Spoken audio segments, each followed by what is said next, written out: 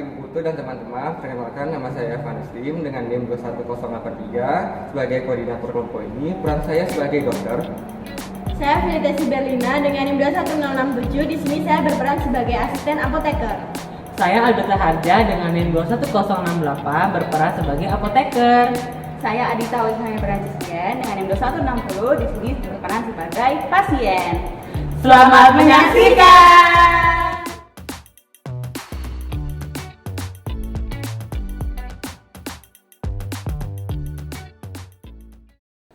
Selamat pagi Mbak, silakan duduk. Terima kasih dok.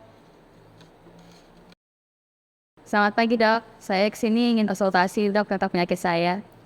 Baik Mbak, sebelumnya perkenalkan, nama saya Vanes, dokter yang bekerja di sini. Boleh tahu dengan Mbak siapa? Saya Mbak An. Oke Mbak An, sebelumnya bisa ceritakan dulu gejala-gejala apa yang Mbak rasakan selama ini? Gejala yang saya rasakan itu batuk nih dok. Dia batuknya itu ada dahaknya, berwarna putih kekuningan.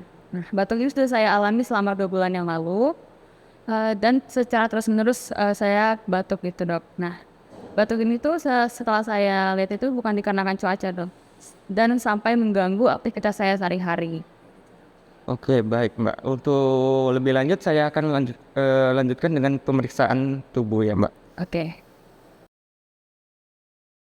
Oke, hasil dari pemeriksaan tersebut yaitu tekanan darah Mbak 128/86 dengan frekuensi pernapasan 20 kali per menit dengan suhu badan 37,8 Celcius, denyut nadinya 90 kali per menit, berat badannya 45 kg dengan tinggi badan 154 cm.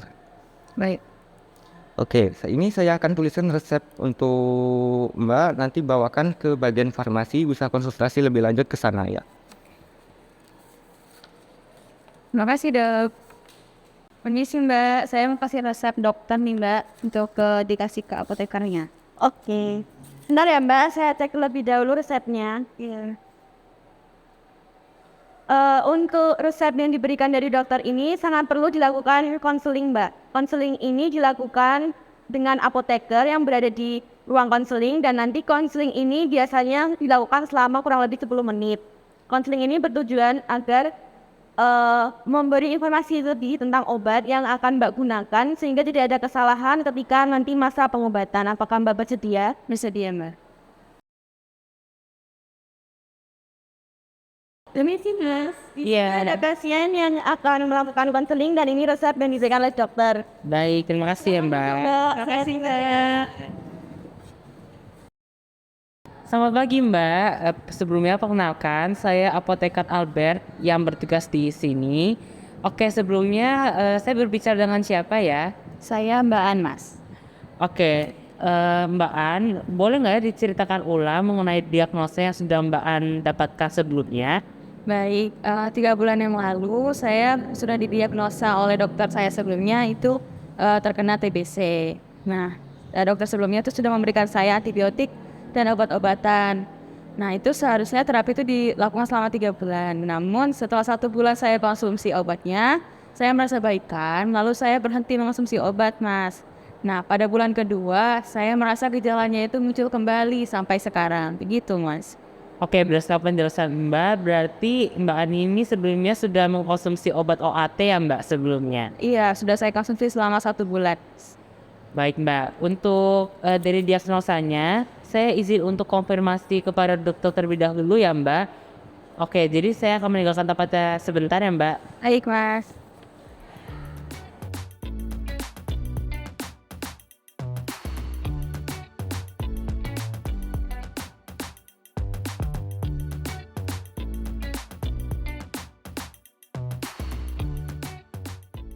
Selamat pagi dokter. Selamat pagi Mas, silakan duduk. Baik, terima kasih dokter. Jadi begini dok, saya ingin mengkonfirmasi ulang tentang diagnosa yang sudah dokter berikan kepada pasien atas nama Mbak An.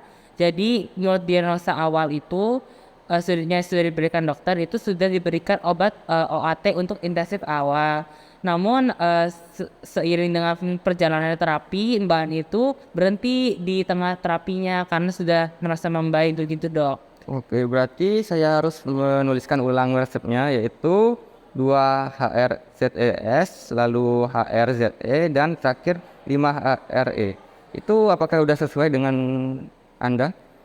Ya, sudah sesuai dok. Jadi untuk penjelasan lengkapnya itu pasien akan mengkonsumsi kombinasi obat. Yang pertama itu 2 bulan untuk HRZES, lalu 1 bulan untuk obat kombinasi HRZE, lalu yang terakhir akan dilanjutkan dengan terapi 5 bulan dengan mengkonsumsi HRE. Begitu dok. Baik. Ini untuk resepnya. Baik dok. Terima kasih ya dok. Sama-sama.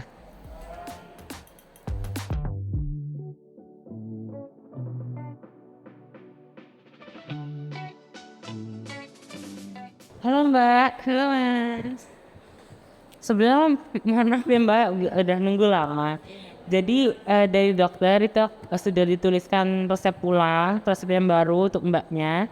Jadi untuk resep yang barunya akan digunakan obat kombinasi ya Mbak. Jadi Mbak itu akan dilakukan 2 bulan untuk mengkonsumsi obat kombinasi HRZES, lalu 1 bulan untuk obat kombinasi HRZE. Terus untuk yang terakhir itu 5 bulan Mbaknya akan mengkonsumsi obat kombinasi HRE, begitu Mbak. Oke. Nah untuk Mbaknya kemarin kan Mbaknya itu terapinya jalannya cuma sampai setengah aja ya, karena Mbaknya itu sudah berhenti karena sudah merasa membaik. Nah jadi saya ingatkan dulu ya Mbak, jadi Mbaknya itu tidak boleh untuk putus dalam terapinya, nggak boleh di tengah-tengah jalan Mbaknya itu berhenti untuk meminum obatnya, harus sampai habis, begitu ya Mbak. Oke Mbak, jadi sebelumnya untuk obatnya sekarang akan saya jelaskan terlebih dahulu tentang masing-masing obatnya. Oke, jadi yang pertama itu Mbak itu akan mengkonsumsi obat kombinasi yaitu HRZES. Nah, jadi untuk yang pertama itu Mbaknya akan mengkonsumsi yang namanya isoniazid, lalu ada rifampicin, terus juga ada pyrazinamide, lalu ada ethambutol, sama streptomycin.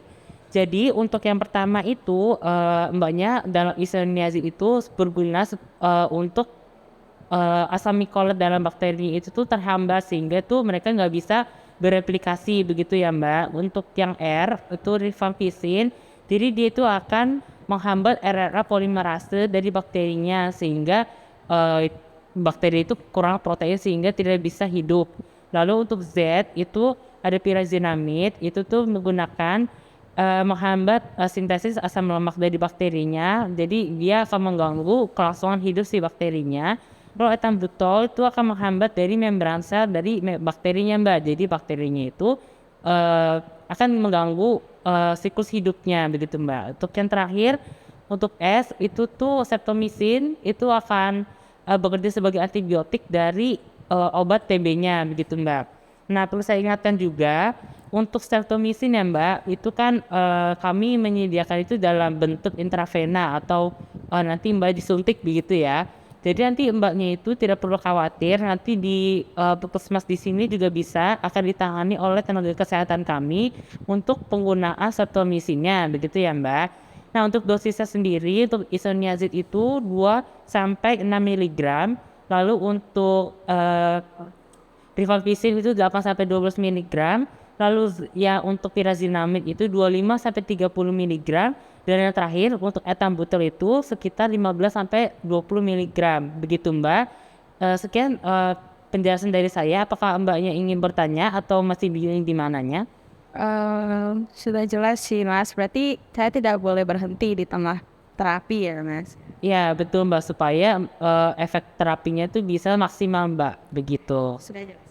Baik Mbak, sudah jelas. Oke, untuk ini belum bisa diambil, nanti Mbak silakan ke kasir kami yang untuk mendapatkan obatnya, begitu ya Mbak. Semoga cepat lekas sembuh ya.